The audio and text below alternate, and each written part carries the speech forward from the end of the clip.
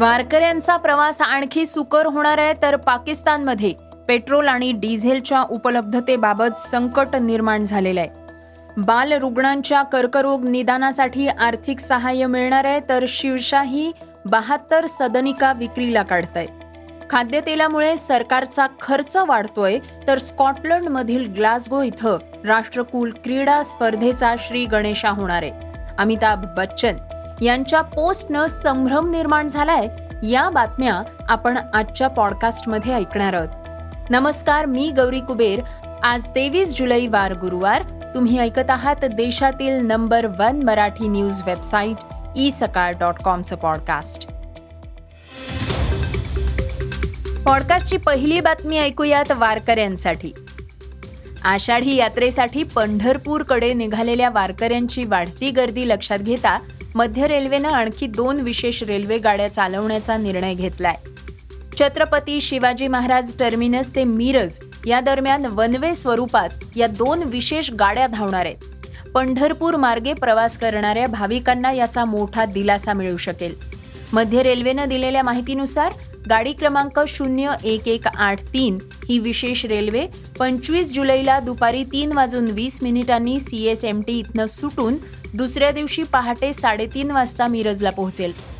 तर गाडी क्रमांक 01181 ही विशेष रेल्वे 26 जुलैला रात्री 12:25 CSMT इथून सुटून सकाळी 11:25 मिरजला पोहोचेल. या दोन्ही विशेष गाड्यांना दादर, ठाणे, कल्याण, लोणावळा, पुणे, दौंड, कुर्डुवाडी आणि पंढरपूर इथं थांबा देण्यात आलेला आहे. गाड्यांमध्ये वातानुकूलित द्वितीय आणि तृतीय श्रेणी शयनयान आणि तसंच सामान्य द्वितीय श्रेणीचे डबे उपलब्ध असणार आहेत. त्यामुळे आरक्षित प्रवाशांसाठी प्रवास अधिक सोयीचा होणार आहे. या दोन्ही विशेष गाड्यांचं आरक्षण 23 जुलैपासून भारतीय रेल्वेच्या सर्व संगणीकृत आरक्षण केंद्रांवर आणि IRCTCच्या संकेतस्थळावर सुरू होत आहे. प्रवाशांना रेल्वन ॲपद्वारेही तिकीट आरक्षित करता येणार आहे. पॉडकास्टची दुसरी बातमी ऐकूयात पाकिस्तानची. पाकिस्तानमध्ये पेट्रोल आणि डिझेलच्या उपलब्धतेबाबत संकट निर्माण झालेलं आहे. पाकिस्तानी सरकारनं पेट्रोल आणि डिझेलचे दैनंदिन दर जाहीर केले आहेत. यामुळे संतप्त झालेल्या ऑल पाकिस्तान पेट्रोल पंप असोसिएशननं अनिश्चित काळासाठी संपाची घोषणा केली आहे. असोसिएशननं जारी केलेल्या निवेदनात असं म्हटलंय की देशभरातील सर्व पेट्रोल पंप 22 आणि 23 जुलैपासून अनिश्चित काळासाठी बंद राहणार आहेत. पेट्रोल पंप मालकांसाठी नफ्याचं प्रमाण वाढवणं आणि पेट्रोलियम उत्पादनांचं दैनंदिन दर जाहीर करणं या संदर्भात पेट्रोलियम मंत्री अली परवेज मलिक यांच्यासोबत झालेल्या चर्चेतनं कोणतेही परिणाम निष्पन्न झाले नाहीयेत.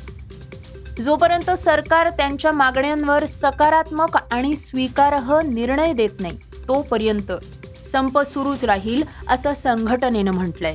यापूर्वी पेट्रोलियम व्यवहार मंत्री अली परवेज मलिक यांनी घोषणा केली होती की तेल आणि वायू नियामक प्राधिकरण आता 7 दिवसांऐवजी दररोज तेलाच्या किमती निश्चित करून ते आपल्या वेबसाईटवर प्रसिद्ध करेल. पाकिस्तान तेल आणि वायू नियामक प्राधिकरणाच्या वेबसाईटनुसार 22 जुलै रोजी पेट्रोलची किंमत ही 320.73 प्रति लिटर, तर डिझेलची किंमत ही 367.21 प्रति लिटर आहे. पॉडकास्टची तिसरी बातमी ऐकूयात मुख्यमंत्री वैद्यकीय सहायता निधीची. मुख्यमंत्री वैद्यकीय सहायता निधी अंतर्गत बालरुग्णांच्या कर्करोग निदानासाठी प्रथमच स्वतंत्र आर्थिक सहाय्य उपलब्ध करून देण्यात आलेलं आहे. महागड्या निदान चाचण्यांमुळे उपचार प्रक्रियेत होणारा विलंब टाळून कर्करोगाचं वेळेत निदान व्हावं यासाठी मुख्यमंत्री वैद्यकीय सहायता निधी, भारत पेट्रोलियम कॉर्पोरेशन लिमिटेड आणि टाटा मेमोरियल सेंटर यांच्यात त्रिपक्षीय करार करण्यात आलेला आहे. या विशेष उपक्रमाअंतर्गत राज्यातील 200 आर्थिकदृष्ट्या दुर्बल कर्करोगग्रस्त बालरुग्णांना निदानासाठी आवश्यक असलेल्या वैद्यकीय चाचण्यांसाठी आर्थिक सहाय्य उपलब्ध करून दिलं जाणार आहे. विशेष उपक्रमांअंतर्गत 0 ते 18 या वयोगटातील पात्र बालरुग्णांना कर्करोगाचं निदान निश्चित करण्यासाठी आवश्यक असलेल्या प्राथमिक तसंच पुढील खर्चिक वैद्यकीय चाचण्यांसाठी आर्थिक सहाय्य दिलं जाणार आहे. या सहाय्यामुळे आर्थिक अडचणींमुळे निदान प्रक्रियेत होणारा विलंब टळून निदान आणि उपचाराचं प्रभावी नियोजन करता येणं शक्य होणार आहे. हा लाभ राज्यातील 200 आर्थिकदृष्ट्या दुर्बल कर्करोगग्रस्त बालरुग्णांसाठी उपलब्ध करून देण्यात येणार आहे. या 200 लाभार्थ्यांपैकी आतापर्यंत 59 बालरुग्णांना निदानासाठी आर्थिक सहाय्य देण्यात आलेलं आहे. गरजू रुग्णांनी अधिक माहितीसाठी टोल फ्री क्रमांक 1800-123-2211 म्हणजेच 1800-123-2211 यावर संपर्क साधावा असं आवाहन मुख्यमंत्री सहायता निधी व धर्मादाय रुग्णालय मदत कक्ष प्रमुख रामेश्वर नाईक यांनी केलंय. पॉडकास्टची चौथी बातमी आहे शिवशाही पुनर्वसन प्रकल्पाची. शिवशाही पुनर्वसन प्रकल्पानं यशस्वीरित्या दुकानांची लिलाव प्रक्रिया राबवल्यानंतर आता 10 वर्षांपासून धूळ खात पडून असलेल्या शिवडी इथल्या 72 सदनिकांची विक्री करण्याचा निर्णय घेण्यात आलेला आहे.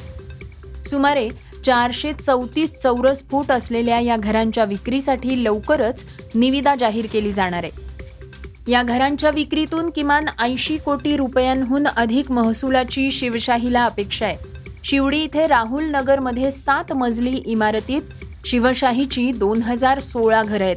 त्यापैकी 144 घरं या आधीच पोलिसांच्या निवासस्थानासाठी गृह विभागाला देण्यात आलेली आहेत. त्यामुळे उर्वरित 72 घरं ही खुल्या बाजारात सर्वसामान्यांना विकली जाणार आहेत. त्यासाठी निविदा प्रक्रिया राबवली जाणार असल्याची माहिती शिवशाहीच्या एका वरिष्ठ अधिकाऱ्यांनी दिली आहे. पॉडकास्टची 5वी बातमी ऐकूयात खाद्य तेलाबाबत. उद्योग संघटना ESAच्या मते वाढलेले आयातीचे प्रमाण आणि रुपयाचे अवमूल्यन यामुळे ऑक्टोबरमध्ये संपणाऱ्या चालू विपणन वर्षात भारताचं खाद्यतेलाचं आयात बिल हे 9% वाढून 1.75 लाख कोटी रुपयांपर्यंत पोहोचण्याची शक्यता आहे. सदस्यांना लिहिलेल्या पत्रात सॉल्व्हंट एक्स्ट्रॅक्टर्स असोसिएशन ऑफ इंडियाचे अध्यक्ष संजीव अस्थाना यांनी वाढत्या आयात बिलावर चिंता व्यक्त केली. त्यांनी असं म्हटलंय की तेलबिया क्रांतीची आता आणखी वाट पाहता येणार नाही. भारत आपल्या खाद्यतेलाच्या प्रवासात एका निर्णायक टप्प्यावर आहे. धोक्याच्या इशाऱ्यांकडे दुर्लक्ष करणं अधिकाधिक कठीण होत चाललेलं आहे. पॉडकास्टची 6वी बातमी क्रीडा विश्वातनं. स्कॉटलंडमधील ग्लासगो इथं राष्ट्रकुल क्रीडा स्पर्धेचा श्री गणेशा होणार आहे. 23 जुलै ते 2 ऑगस्ट या दरम्यान हा महत्त्वाचा क्रीडा महोत्सव रंगणार आहे.